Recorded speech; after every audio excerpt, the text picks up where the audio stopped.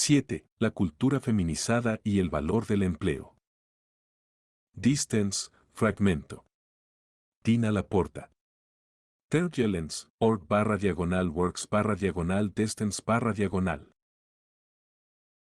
Si existe una modalidad histórica que puede encarnar la explotación total de la persona por parte del capitalismo, esta figura es femenina.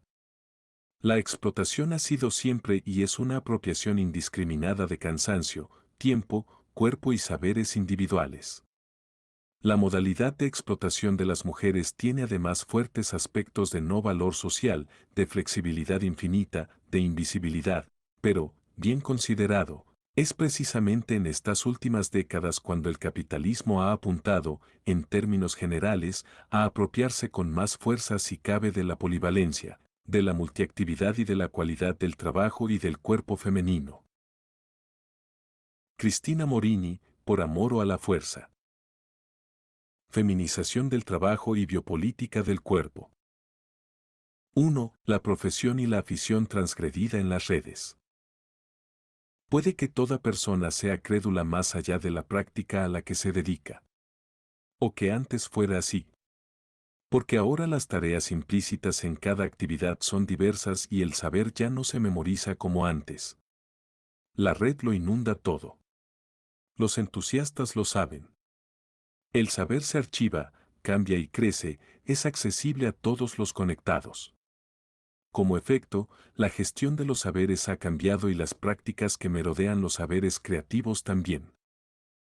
Mi primera impresión es que estas prácticas están experimentando una transformación relevante bajo un prisma básico. Si antes de Internet, unos pocos escribían o creaban para muchos, hoy sin embargo, todos escribimos y creamos para todos.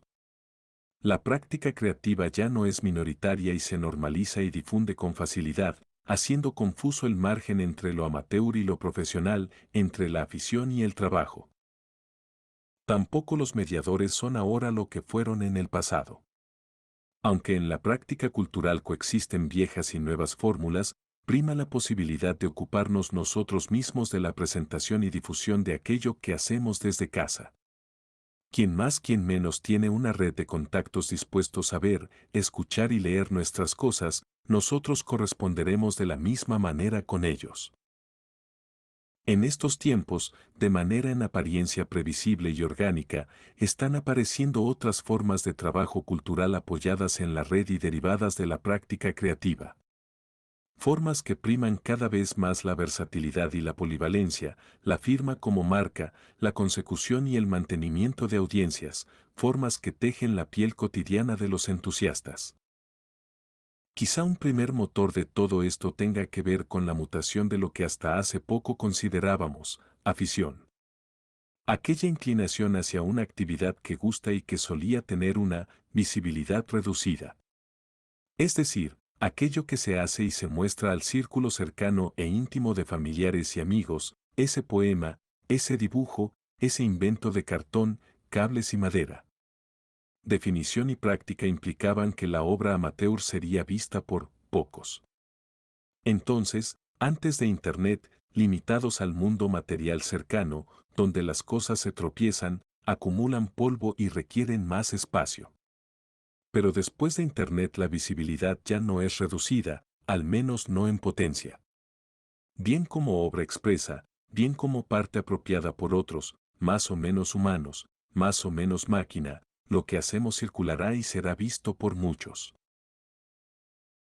El de la práctica creativa online es ahora un escenario completamente distinto, donde no solo la potencia de visibilización multiplicada, sino también la circulación no controlada, propician el riesgo de perder el nombre, la referencia y el contexto rápidamente.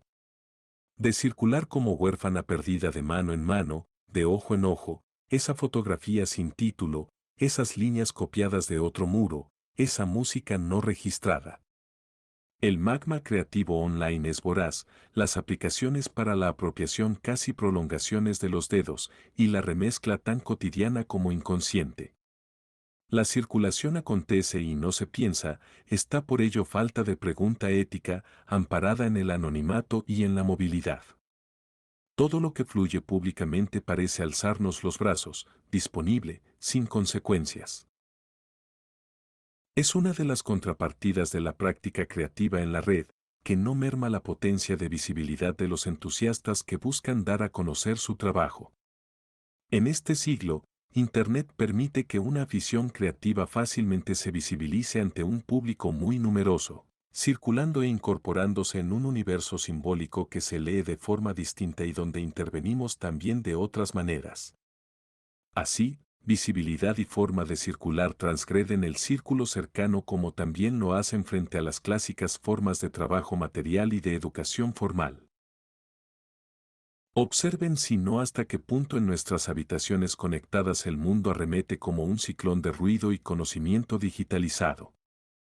En ellas tenemos la oportunidad de contrarrestar e incluso primar aquello que nos motiva frente a lo que la escuela nos enseña, aquello que descubrimos con curiosidad frente a lo que en otra época solo podíamos conocer en lugares muy localizados y habitualmente restringidos a una minoría.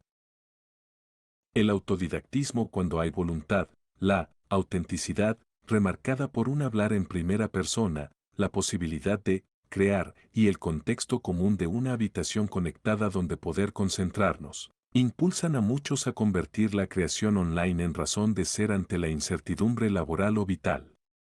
El perfil de contemporaneidad que dibuja es sin duda singular, delimitando formas de concentración y trabajo fuera de los márgenes disciplinares, de las clásicas estructuras de formación e institución actuales. No se precisa estudiar comunicación para comunicar ni filología para escribir. El conocimiento libre pone un espejo a la institución y si la institución escucha tal vez comience a transformarse. Creo que, en esta línea, la reinvención del sujeto creativo en la red enciende una de las grandes transformaciones del conocimiento en el tiempo de Internet.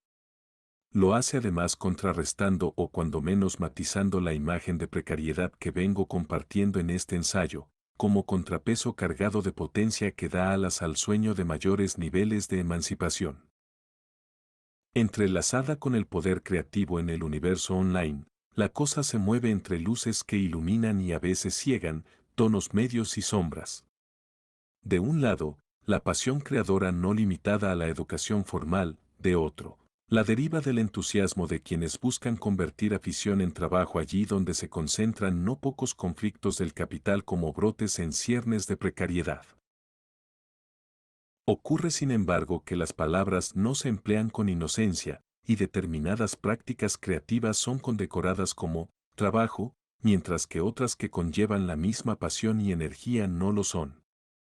Urge entonces pensar qué prácticas y qué razones derivan a esta consideración como trabajo o empleo, de la que se traduce un pago económico y una emancipación de quien trabaja y controla vida y tiempo, frente a prácticas que aspiran a un pago con visibilidad, afecto o reconocimiento.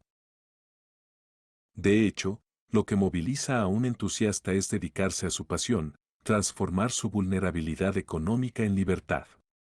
Pero lo que, como Sibila, encuentra con mayor frecuencia es que su trabajo es convertido en afición, que su trabajo no es empleo, que su producción es valorada como consumo, y su fuerza productiva es rentabilizada por otros.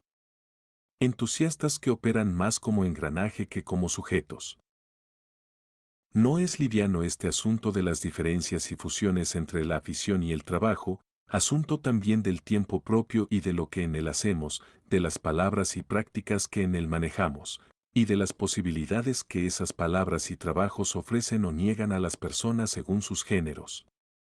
Esa vana costumbre que nos ha inclinado reiteradamente a esa tarea, a ese juguete, a esa centralidad o a esa esquina en función de un género educado. No es liviano porque la tradición de las tareas asociadas al género cambia muy despacio, pero la vinculación de tareas asociadas a determinados espacios, ahora visibles, está siendo transgredida rápidamente con las redes, fusionando muchos de estos límites y difuminando aún más sus diferencias. No es baladí porque la afición, cuando ha sido tecnológica y creativa, nos habla del singular recorrido de quienes hoy acumulan el poder en Internet. Me refiero a ese mundo, llamativamente masculino, donde se inventa, programa y negocia qué. Es y que puede ser la red. Un contexto cuyo imaginario trasluce un estrato de laboratorios geek conformados por adolescentes empollones y jóvenes pegados al ordenador, quizá humillados por los compañeros de clase e idealizados después en historias de éxito cosidas con poder y capital. Tal es el relato de Los perdedores que triunfan, 37, ideando una gran empresa tecnológica, logrando la chica y mucho dinero, pasando por alto lo que los hace iguales, entre ellos, que son hombres. He aquí una raíz de la intrahistoria de Internet detrás de la mitología de genios solitarios, de la cultura de garaje y de los jóvenes que crearon y siguen alimentando la factoría estructural de la red. Mientras que las mujeres habitan esos otros trabajos de mediación y comunicación donde la tecnología es usada para atender y escuchar problemas, infinito ejército mundial de precarias teleoperadoras, en algún momento entusiastas. Para las mujeres, además, son los trabajos peor pagados y a tiempo parcial, la maternidad asusta, la maternidad sentencia, y la precariedad se feminiza como nudo de los trabajos que difícilmente emancipan. Sigue siendo este un poder que con frecuencia se nos escapa tras el espejismo de red horizontal. Un dominio humanamente sesgado donde, por un lado, el poder neoliberal, tecnológico, industrial y empresarial que lo sostiene se distancia cada vez más de una construcción, un poder y una política, públicos, progresivamente más neutralizados. Y, por otro, aunque todas las personas conectadas producen y son contenido, siguen siendo mayoritariamente hombres los que idean, programan y configuran la arquitectura informática de la red, la estructura de la casa. 2. La vocación que, punza y arrastra. No os desviaréis de la mayoría sin un pequeño detalle que empieza a crecer y que os arrastra. Cualquier cosa puede servir, pero el asunto se revela político. Gilles Deleuze y Félix Guattari. 1000 mesetas. Capitalismo y esquizofrenia. El tono, también el rostro, los movimientos de las manos, la forma de conversar. Cuando algo punza, 38, el cuerpo habla. Tiene voz lo que punza porque moviliza y arrastra. Pronto aprendemos que vale la pena intentarlo. Que, ese detalle que empieza a crecer, como una pasión no merece. ¿Recuerdan aquellos últimos versos? O, quizá, esos trazos sobre el papel o aquella curiosidad zambullida en nuestra primera enciclopedia. Tiemblo al imaginar el escalofrío de Sibila cuando recuerda sus razones para seguir. Un día sentí algo cortante y mantenido, algo ridículo y sorprendente, como eterno pero frágil y entonces encontré sentido. Juro que lo sentí y lo sigo buscando. La época y sus eslóganes publicitarios la ayudarán a recordar, a cada rato, que ella puede, que debe intentarlo. Obvian el largo camino de esfuerzo que la vocación conlleva. Las horas de estudio y ensayo no quedan bien en un cartel publicitario, es largo de explicar en una imagen. En estos tiempos de mensajes rápidos nadie opta por lo que exige tiempo. Nadie se detiene en el proceso. La prisa es uno de los grandes inventos capitalistas, y funciona. El universo visual que nos envuelve como la verdadera piel colectiva, seduce como convence. Y por ello el estímulo primero es siempre el impulso, lo emocional e intuitivo que anima a comprar un portátil para ser escritor, comprar unas zapatillas para ser deportista, comprar una cámara para dirigir películas. La pasión es sintetizada para viajar rápido y llegar fácilmente, reducida a su dimensión comercial, a su inicio y final, enmascarada de fe y expectativa en cada uno de nosotros, cuando nos sentimos indecisos o perdidos. El camino de luces nos guía y como suele pasar cuando las cosas brillan en exceso, esconden a su alrededor un contraste de sombras y penumbra. Todo camino hacia la creatividad comienza en la curiosidad y en la repetición, en el deseo de volver libremente a una práctica y experimentarla. Tantas creaciones reconocidas o marginadas, espléndidas y archivadas o perdidas en la oralidad, hechas con palabra, hilos, lápiz o cuerpo. Tantos tiempos invertidos en esas aficiones que culminan en imágenes, inventos, maravillosos artefactos o historias que hablan de las capacidades humanas y que han ayudado a convertir el mundo en un aparato distinto, en muchos sentidos perfeccionado, y a hacernos a nosotros más sensibles. Sería difícil identificar ese momento inaugural en el que las personas como Sibila sintieron que dibujar, actuar, grabar vídeos, escribir poemas o investigar el mundo las movilizaba, proporcionando empuje a su existencia. Sería quizá viable si pudiéramos unir con una cuerda una sucesión de pequeños momentos reiterados que configuraron un sentido vital, la necesidad de volver a esa práctica que reconciliaba la vida cotidiana con la sensación de vida, de veras. Volver importa para entender sus claves profundizando, o para buscar de nuevo esa sensación, como quien lloró a solas viendo los colores de un crepúsculo o escuchando un verso que le dejó más herida que una bala. Pero cabe pensar que en los creadores movilizados por esta atracción que les punza, el único añadido que tradicionalmente ha servido para diferenciar la afición del oficio ha sido la formación. La formación ha contribuido a legitimar un dominio y conocimiento de la actividad realizada y, como efecto, su argumentación como base para convertir lo que se hace por gusto en un ejercicio profesional.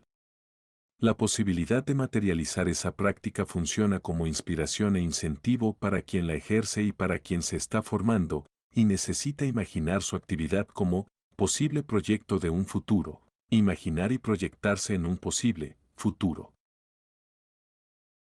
Como vengo sugiriendo en este ensayo, hoy más allá del aprendizaje en la escuela, la universidad y la institución educativa en general, la formación acontece también en las redes, donde un universo de conocimiento se abre sin mapas. Y en sintonía con ese escenario también se prolonga al mundo convertido en anuncio e imagen. Porque las referencias ya no se localizan en la familia, en los libros o en la escuela, sino que se propagan desde mil pantallas. Cuidado con los itinerarios creados por el mercado, cuidado con las masas y las inercias, con los pobres modelos hegemónicos televisados, cuidado con los espejismos de libertad. Si la pasión de los entusiastas se hace, y no nace, cabe preguntarse cómo el imaginario visual contemporáneo contribuye a alimentar determinadas pasiones. Es decir, cómo ese, hacer, se desplaza de los tradicionales ámbitos del saber y la cultura, escuela, institución y familia, hacia las figuraciones propuestas y reiteradas en películas, series, redes y videojuegos. Me pregunto cómo se dosifican en un mundo vestido de anuncio publicitario, personalizado para cada cual, previa actualización de nuestros datos de consumo, gustos, clics titubeantes, derivas o preguntas a Google. Clama entonces cuestionarse, ¿cómo nos estimulan, resistiendo o sucumbiendo a los modelos que ejemplifican posibilidades creativas, que son posibilidades identitarias, hoy? Si en algún momento de su infancia la pasión por crear o investigar punzó a los jóvenes de ahora, la posibilidad de un futuro dedicado a estas pasiones se vislumbra como un espacio carente de modelos de posibilidad en los imaginarios hegemónicos, mostrando un desajuste no solo entre lo que se estudia, lo que se vive y lo que se sueña, sino en lo que silenciosamente se espera de nosotros. ¿Cuántos investigadores, científicas, artistas e intelectuales se encuentran en su mundo de referencia a los jóvenes y adolescentes de hoy, especialmente en el mundo televisivo, fílmico, de redes y videojuegos? ¿Quién desea ser poeta o investigador difuminados en su precariedad? Después de ver lo que consumen y se les proyecta, y lo que no, a quienes se les proyecta que y a quienes no, a nadie extraña que lo que más moviliza sea aquello capaz de reunir a seguidores o fans para triunfar en una pantalla. La lógica de mínima inversión y mayor beneficio que se sustancia en celeridad y prejuicios. Nuevos formatos pero viejos clichés, especialmente de género. La vocación no es algo heredado con lo que se nace por tener un cuerpo, la vocación es algo que construimos culturalmente y cuyo estímulo en libertad precisa, diversidad, y un mayor esfuerzo de la institución educativa para sintonizar el mundo y lo posible.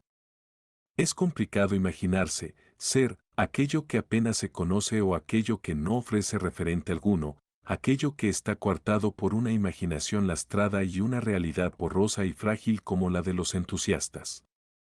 Y creo que esta limitación contribuye a difuminar la posibilidad de futuro de no pocas personas creativas. 3. Formación, trabajo y empleo feminizados.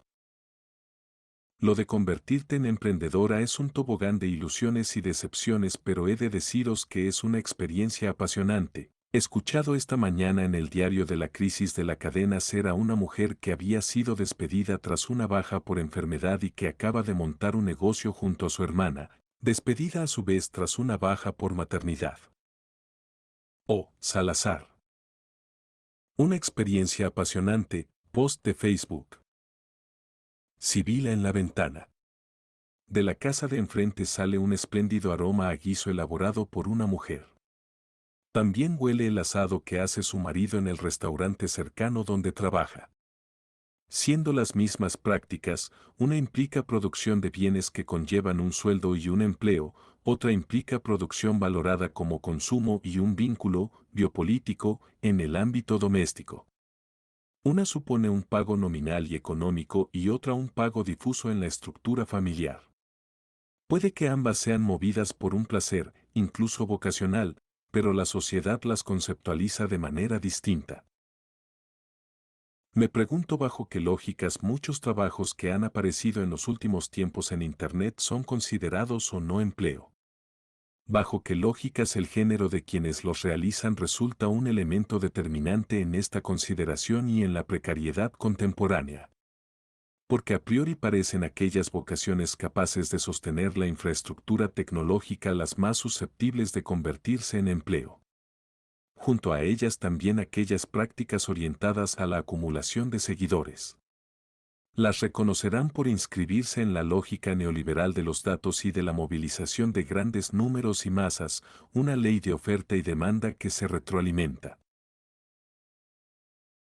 Sin embargo, en la zona liminar donde muchos consumen en la red lo que parcialmente están produciendo, transitando ese limbo de la práctica creativa no rentabilizada. Algo recuerda a los trabajos que tradicionalmente han desarrollado las mujeres en el contexto doméstico. Aquellos que han sido conceptuados en el ámbito del consumo y no de la producción, a pesar de contener actividades de producción de bienes, como la comida y ropa, por ejemplo, y de servicios, limpieza, cuidados. Aquellas prácticas que se han hecho vulnerables para que las mujeres reduzcan sus jornadas de trabajo o para empujarlas a un despido camuflado de abandono por maternidad. Lo aprendemos pronto, hay un claro poder en la definición e inscripción de las prácticas que consideramos trabajo como prácticas que puedan, o no, dar autonomía y poder a los sujetos que las ejercen. No debiera extrañar entonces que nos preguntemos, ¿cómo y quiénes gestionan el universo simbólico para definir de una u otra manera las prácticas y sus límites? Porque hay una significación construida y sesgada que ubica a las personas. La hay si en la pregunta por el poder advertimos que sigue siendo masculino y de quien acumula el capital. La formación ha sido a menudo el elemento que permitía cambiar las cosas, romper las tendencias e, incluso, cuestionar formas de poder. Pero la educación tiene también una tradición, una historia de posibilidad o negación estructural a determinadas personas. Y justamente el género de las personas ha sido razón de exclusión de determinadas actividades y de aliciente para otras. Tradicionalmente, en el mundo occidental la formación de las mujeres se orientaba a prácticas atrapadas en el limbo de la indefinición o la ambigüedad. Sus labores, ama de casa, tareas domésticas. Cada época las ha vestido de palabras distintas pero siempre orientándolas a los cuidados y el ornamento y especialmente a la biología. En mi libro, Hadas enfatizo esta ambigüedad como clave de poder sobre las mujeres a través de palabras como prosumo, 39, palabra que en este caso me permite enlazar prácticas domésticas con prácticas en la red. Entendida aquí como actividad híbrida que conlleva consumir lo que se ha producido parcialmente. Me parece que el limbo al que apunta nos permitiría establecer nexos entre una clásica forma de prosumo feminizado como ha sido el trabajo en el hogar y el prosumo de la práctica creativa en las redes. Veamos, el prosumo doméstico ha sido considerado consumo, productivo, donde han estado presentes la producción de bienes y servicios. Un consumo fuertemente feminizado que ha caracterizado el trabajo en el hogar y la elaboración de bienes no remunerados, proporcionando un excedente de dinero o de tiempo para que habitualmente los otros que viven en casa puedan leer, formarse, jugar, sanar, descansar, crear o desarrollar actividades y pagadas. En el ámbito de Internet y de la cultura creativa, el prosumo señala como el sujeto conectado no es ya un ser pasivo que escucha, lee y asimila información, sino que la construye, manipula, se la apropia y resignifica en un marco de transformación de las formas de recepción y acceso a los símbolos, en lo que autores como Canclini denominan un nuevo estatuto del consumidor de símbolos, 40, donde los consumidores son resignificados pudiendo modificar intervenir lo recibido haciéndolo circular de nuevo de manera descentrada. La forma en que las mujeres intervienen en la red participa activamente de este prosumo online, pero sigue estando implícito, transversalizado o tematizado. Ese otro prosumo de cuidados y trabajo doméstico que ha marcado identitariamente a las mujeres de distintas culturas. Tengo la sensación de que no pocas formas de precariedad en las redes se sustentan en el prosumo, bajo espejismos de solidaridad, novedad y vocación apoyados en trabajo colectivo y feminizado. De hecho, llama la atención cómo empleos creativos y culturales hoy siguen un camino donde la ambigüedad ha sido empleada para difuminar su trabajo, bajo perversas formas de consideración que hacen borrosa su denominación y pago. Alimentar un sistema apoyado en el entusiasmo y en la suficiencia de un pago inmaterial es otro factor que nos resulta tristemente familiar. Bien promoviendo la resignación o bien sustentándose en la idealización de prácticas vocacionales, afectivas y altruistas, allí habita mucha precariedad feminizada, ese terrorífico mito de las mujeres que ya están pagadas con el amor que reciben. Sugiere Steyer, 41, que en esta parte del mundo el trabajo cultural, que yo ampliaría marcadamente aparte del académico, supone nuevas formas de explotación y un alto índice de trabajo no remunerado, pero no más que el trabajo doméstico y de cuidados. Esa increíble multitud silenciada de trabajadoras afectivas controladas que en muchos casos interseccionan esta doble dificultad, precariedad del trabajo cultural y del trabajo de cuidados, ambos feminizados. 4. Nunca el poder comienza en la guerra. Quise ir a la guerra, para pararla. Pero me detuvieron a mitad del camino. Luego me salió una oficina, donde trabajo como si fuera tonta. Pero Dios y el botones saben que no lo soy. Gloria Fuertes. Nota biográfica, poemas del suburbio. Todo asusta. Nunca el poder comienza en la guerra sino en las relaciones entre las personas, un empleador y un empleado, un padre y un hijo, una mujer y un hombre, ustedes y sus vecinos, nosotros y quienes nos prestan dinero, usted y yo, los que nos miran y callan, los que están al lado y ríen. Quizá un futuro igualitario, más igualitario, estimularía las condiciones de libertad que nos permitirían elegir sin la sentencia de la cultura pasada y sin el mundo de al lado como guardián de esa tradición. Pero ahí, en esa expectativa silenciosa hilada al forro de las palabras y, las personas de al lado, habita el poder. Los tiempos recientes traen consigo la quimera de logros de igualdad que solo son incipientes y siempre reversibles, que apenas muestran un fragilísimo brote de lo que pudieran ser. Logros tan vulnerables que a poco que se descuiden se hacen pequeños o se revierten, tergiversando palabras y cambios, cayendo en argumentos que posicionan el pasado como horizonte futuro. La desigualdad deducida de estas posiciones damnifica a toda la humanidad pero somete a pobres y a mujeres, convirtiéndoles en agentes partícipes de su propia subordinación, cargándoles con la presión de tener que resolver ellos lo que otros armaron. No, no se puede exigir a los sometidos un comportamiento heroico, ni limitar a las mujeres el ejercicio de construcción de igualdad. Esto es asunto de todos. Pero resulta que el mundo se acomoda a las estructuras ya asentadas y que formas de desigualdad estructurales conviven hoy con un mundo de mayor precariedad del sujeto, de mayor precariedad laboral. En los años recientes de crisis y aún ahora, ha sido evidente cómo cuanto más delegaba el Estado en sus responsabilidades, más perjudicadas salían las mujeres. Cuanto más se alimenta ese entusiasmo de hacer las cosas aludiendo a una responsabilidad personal, que libera a la responsabilidad social, apoyada en un vínculo familiar o de tradición educada, más abuso de poder se ejerce por parte de quienes lo ostentan. En el entusiasmo que define las prácticas culturales y académicas contemporáneas en sus niveles más precarios, es fácil caer en la competencia brutal, en la entrega a una causa intelectual o creativa que movilice lo más profundo, donde trabajar gratis sea defendido, por quien contrata, y aceptado, por quien trabaja, como la mejor vía para alimentar una práctica más valiosa que el dinero, algo que, perversamente parecen decir, no puede ser pagado. Porque tiene otro carácter, pertenece a otra dimensión, espiritual o estética en la creación, y afectiva y desinteresada en el mundo doméstico. Pienso que ambas prácticas han sido y están siendo objeto de máxima vulnerabilidad para quienes las ejercen. Entretanto, se asienta una dura defensa ideológica de la responsabilidad individual exigiendo a cada cual que maximice su valor de mercado como propósito vital.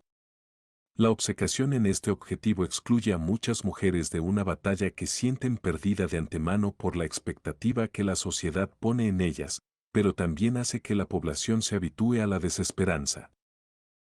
La conciencia quema y el hartazgo clama.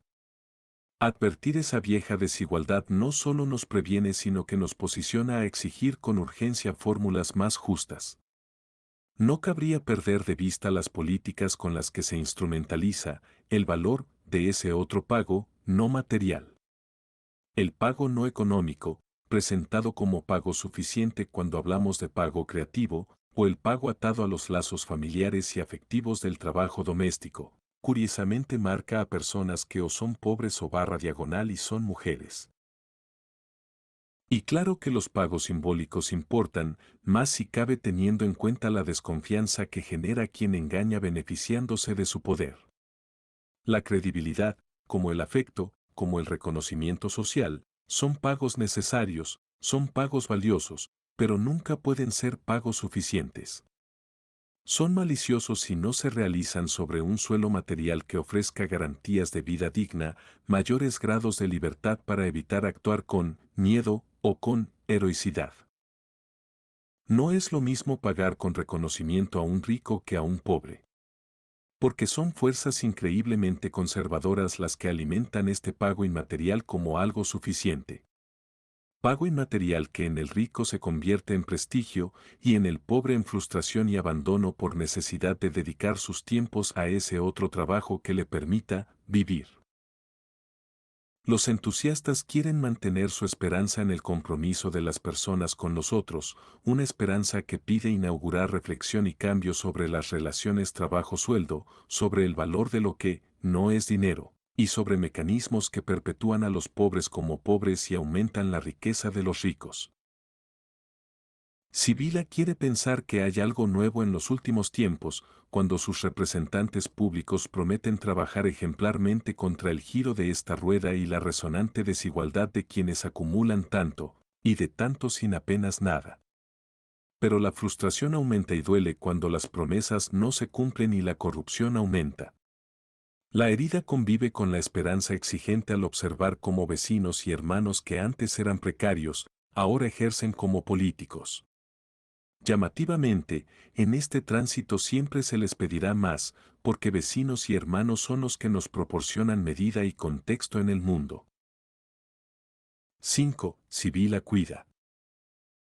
Esta criatura prescindible se encuentra entonces bajo las directrices de una moralidad política que exige responsabilidad individual o que opera sobre la base de un modelo de privatización de la asistencia. Judith Butler. cuerpos aliados y lucha política. ¿Conocen esa sensación de que la vida puede consumirse en un instante? No me refiero a momentos de plenitud que condensan sentido o belleza, sino a momentos que parecen acelerar nuestra vida haciéndonos envejecer de pronto, amontonando lo que suplimos de tiempo con sucedáneo de vida, colocándonos en situación de caída, cercanos a momentos determinantes o que vivimos como tal. Esta sensación a la que apunto viene a menudo mediada por una llamada de teléfono, vestida de noticias que te buscan y te encuentran en tiempo real, resituando todo tu futuro ante un pozo que hace de boca del mundo, diluyendo aquello que deseabas o buscabas con pasión. Lo siento, no fuiste admitido, nos quedamos en paro, alguien enfermó, debes dejarlo y buscar un trabajo de verdad, tienes que volver. Cuando conceptos como responsabilidad individual y libertad tensan la cuerda de la pobreza es cuando ésta resulta determinante para claudicar. Cuando la política y el sentido comunitario de responsabilidad delegan en la economía y rentabilidad de los sujetos es cuando se hacen prescindibles o molestos, empujando a que otros palien lo que ha sido desahuciado de la asistencia pública, poniéndose en la cola de un futuro y próximo desecho. Pasa entonces que la vida se traduce en cálculos fríos sobre cuánto produce y cuánto cuesta una persona si está enferma o es anciana, derivando la responsabilidad social a la individual, sacrificando a quienes cuidan, dibujando un claro y silencioso perfil de personas desechables. ¿Por qué cuanto más pobre es un contexto, más responsabilidades individuales y menos autonomía personal tienen quienes cuidan? ¿Por qué cuanto más abdica la política en su responsabilidad social, educación, sanidad, dependencia e igualdad, menos garantías de justicia social? ¿Cuántas más estructuras sociales y de asistencia desaparecen basándose en razones económicas y derivando a la privatización de servicios, más precariedad y angustia sobre el futuro, tanto de los enfermos, niños, ancianos y dependientes como de quienes se sienten empujados a abandonar sus trabajos, actuales o por venir, para suplir la dejadez social y la irresponsabilidad política? Este fracaso moral es insosteniblemente cruel y es un fracaso social. Hay en esa llamada que reclama poner fin a la emancipación y la autosuficiencia una fugacidad que reubica la vida queriendo condensar años en días y días en horas. Tantos estudiantes y trabajadores creativos como Sibila que la reciben. Y muchos abandonan. No pocas veces en los últimos tiempos había notado Sibila esa sensación y como si esperara el golpe, a veces respondía al teléfono encorvando la espalda y preparándose, por si acaso. Llevaba solo 2 semanas en el extranjero, cuando un familiar la llamó y le reclamó volver porque su madre, aquejada de enfermedades y pérdidas de esas que vuelven irreversible el alma, estaba en el hospital. Sibila desarmó su autoestima laboral, su entusiasmo fingido, su coraza de independencia, y vio cómo los cientos de mujeres de su linaje de mujeres humildes que criaban hijos y cuidaban casa y familia aparecieron frente a ella apuntándola con sus dedos índice y reprochándole su distancia, su abandono, su egoísmo. Puede que todavía hoy en las mismas situaciones se defienda que los hombres luchen y las mujeres sean egoístas si priman luchar a cuidar. Esa presión silenciosa es aquí una gran guerra. La cohorte de mujeres, también había hombres, de su familia que se le aparece a Sibila le recuerdan su temeridad al no buscar un trabajo de verdad y derivar en ese mundo de la creación, que es lo mismo que el mundo de las cosas ociosas que no sirven o que no están claras. A nadie extrañó que Sibila renunciara a su beca y comprara un billete de avión, otro de autobús y buscara plaza en coche compartido para llegar al hospital. En el trayecto en el avión Sibila conformó su identidad de pobre bajo la eufemística expresión de clase turista oferta, que en este caso suponía viajar sin asiento, apoyada en una protuberancia que imitaba algo parecido a un sillín y unos agarres similares a los de los vagones de metro que le evitaban golpearse con el pasajero de al lado.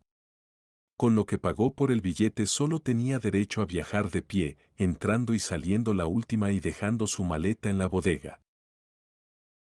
Los extras de chaleco salvavidas, mascarilla, vaso de agua o saludo estaban reservados a los de la clase turista plus, no a ella, que veía confusa, no está claro si en parte era un sueño o una premonición, la conversión de los derechos de seguridad básicos para un viaje en extras con los que comerciar. No esperaba Sibila poder compartir sus viajes y pensamientos porque hace tiempo que su familia dice no entender su forma de vida. Ya les cuesta comprender que sus idas y venidas tengan que ver con algo productivo que le permita construir un futuro. Tampoco podrá compartir la experiencia de su estancia de investigación donde, salvo su conversación con el señor Spingel, no ha tenido oportunidad de hablar con ningún ser humano, dado que todas las actividades que ha realizado Sibila en estas semanas, comprar en el supermercado, viajar en metro, ir a la universidad, visitar museos, leer y estudiar, han estado mediadas por máquinas y dispositivos que le dan la bienvenida, las instrucciones y las gracias, y apenas ha tenido que pronunciar palabras. Los grados de gravedad son suavizados por teléfono, pero en su viaje Sibila vino conjeturando opciones más duras para acolchar posibles peores noticias.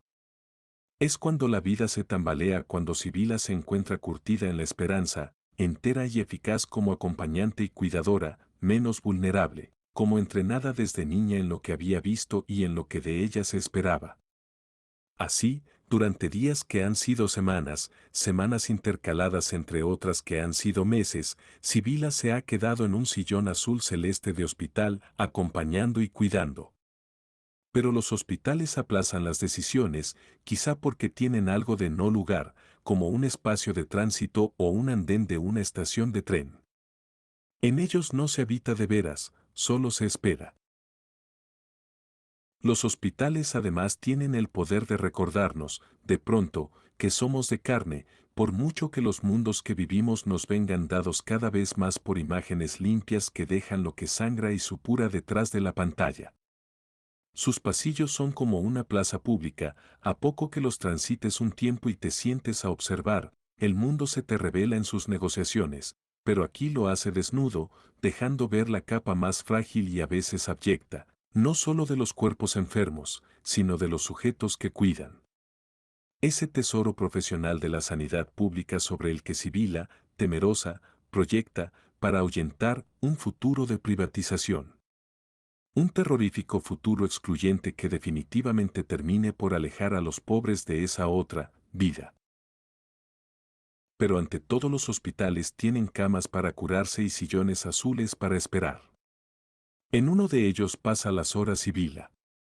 Un sillón en apariencia igual a los otros pero con una rajita en la parte superior que da a la cabeza y una más grande como una grieta, más acantilado, en el asiento.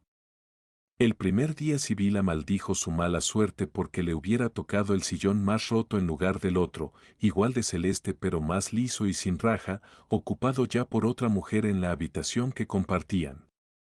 En los interminables días de hospital pasaron por allí hijas jóvenes que cuidaban a sus madres, mujeres maduras que cuidaban a ancianas, maridos que cuidaban a sus parejas, y una noche no pasó nadie y Sibila y su madre pudieron dormir solas en la habitación del hospital. Aprovechó entonces para cambiar el sillón y probar si el sueño mejoraba con el otro, pero nada más lejos. El sillón liso la ayudaba a estirar mejor el cuerpo e incluso a descansar, pero no le permitía ni dormir ni soñar como el roto. No está claro si se hizo al contexto y a la deformidad de las aberturas de este asiento, o si la espuma ennegrecida de la grieta, en el delirio intermitente de las noches, era transformada por alguna parte inconforme de su cabeza que necesitaba distanciarse y, como si tomara el mando del cuerpo cansado, le prescribiera una salida a alguna otra parte, como medicina de libertad sin necesidad de salir de la habitación, una salida temporal hacia dentro, por ese sillón. Aquella grieta fue como un suero para esa enfermedad que deviene tristeza cuando se cuida. Porque indudablemente en la vida de quien se quiere libre es tan importante soñar como descansar. 6. La adicción y el entusiasmo artificial. Para quien piensa y crea, las heridas del alma pueden curarse con conciencia, pero cuando rebosan y se muestran públicamente, las personas piden pastillas, los médicos recetan pastillas. Los humanos de hoy toman muchas pastillas. pastillas para curar, pastillas para prevenir, pastillas para dormir, pastillas para entusiasmarse, pastillas para evitar sufrir y pastillas para que los pensamientos no duelan. En el pueblo todas las mujeres mayores toman pastillas para la ansiedad, muchos entusiastas toman pastillas también. Sibila las combina cada mañana con vitaminas y café. Desconfiada como es de su genética, se dice que debe ayudar de manera artificial a un cuerpo plagado de taras y en un contexto que empuja a la tristeza. Como a muchos, su cuerpo le traiciona constantemente y le duele y no digiere, y no puede y se hace adicta. Las pastillas le ayudan a sentir su cuerpo como si fuera un traje que puede manipular, las pastillas como una suerte de biotecnología más discreta para el resto, pero igualmente manipuladora del cuerpo inconforme. Ante el esfuerzo del pensamiento, la rapidez de la química, la necesidad de apagar la ansiedad rápidamente. Sibila la prueba, a Sibila le funciona, Sibila sigue y Sibila la necesita.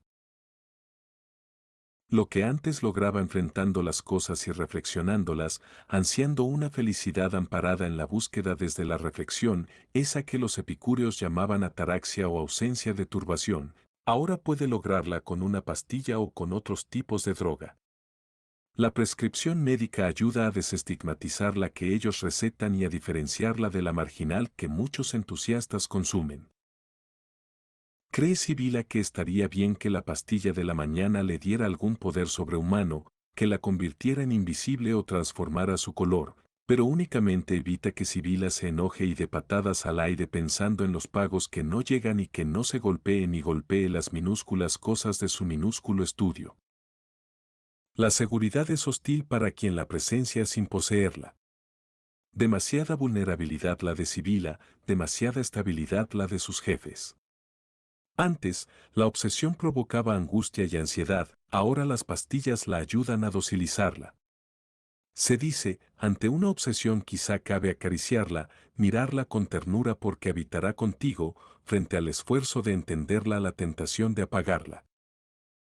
No está claro si la química contribuyó o no a lograr su docilidad entusiasta a la hora de buscar contentar a jefes y a la familia queriendo, como muchas otras mujeres, asumirlo todo al mismo tiempo, pero la presión era insostenible. El caso es que en algún cortocircuito del sistema Sibila pensó que debía posicionarse y romper la inercia de siglos, espantar a los fantasmas que le reclamaban hacer lo que siempre se había hecho. Los hombres trabajan y las mujeres cuidan, y si tienen que abandonar sus sueños los abandonan. Romper esa deriva es difícil pero es posible, es necesario para la igualdad y responsabilidad de todos. Puede que las pastillas ayudaran a Sibila a sobrellevar la presión o que fuera una nueva herida cicatrizando en el alma. Lo cierto es que en el trayecto de vuelta a la ciudad visualiza y escucha voces en su cabeza con todo tipo de críticas y reproches de otros y de ella misma. Aunque la masa que habla en su cabeza es confusa, con frecuencia tiene los rostros de los más viejos pero también de los más jóvenes. En su conciencia todos parecen poder opinar sobre ella, mientras los ahora hombres que de niños compartían trabajos escolares con Sibila desaparecían meses y años del pueblo sin que nadie se percatara, sin que nadie les reclamara. De manera diáfana Sibila notaba que la vigilancia y presión, silenciosa y explícita, sobre las mujeres es más pesada, más si no tienen hijos, más si carecen de trabajo, de verdad. Puede que para muchos los argumentos de los más mayores fueran previsibles, pero llamaba la atención que grupos de jóvenes venidos de la ciudad, ahora neorurales y, antes y ahora, precarios, reclamaran en la vuelta al pueblo una crítica al abandono y sus valores implícitos y animaran a Sibila a quedarse. Cabría advertir que la vuelta para muchos de esos jóvenes era una experiencia o una visita ajena a los lazos culturales que aprietan a los nativos. Una visita más o menos duradera amparada siempre en la reversibilidad de poder volver a sus casas en la ciudad.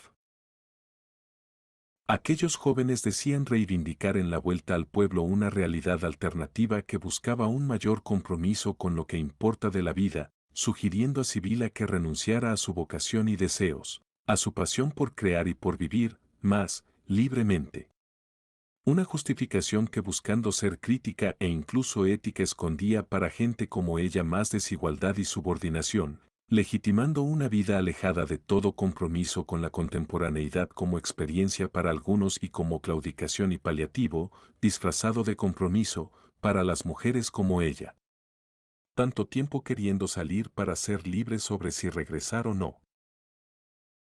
Para soportar las embestidas y lo que hiere en la expectativa que los otros dejan en su cuerpo, Sibila se ayudaba de vitaminas, cafeína, ansiolíticos y a veces, incluso, de los más duros versos que encuentra, esos capaces de desnudar las vísceras y elevar el entusiasmo sentido sobre las voces de su cabeza. Pero nada resuelve el dilema de los pobres que sienten que deben elegir entre sucumbir soñando con crear o hacer la revolución.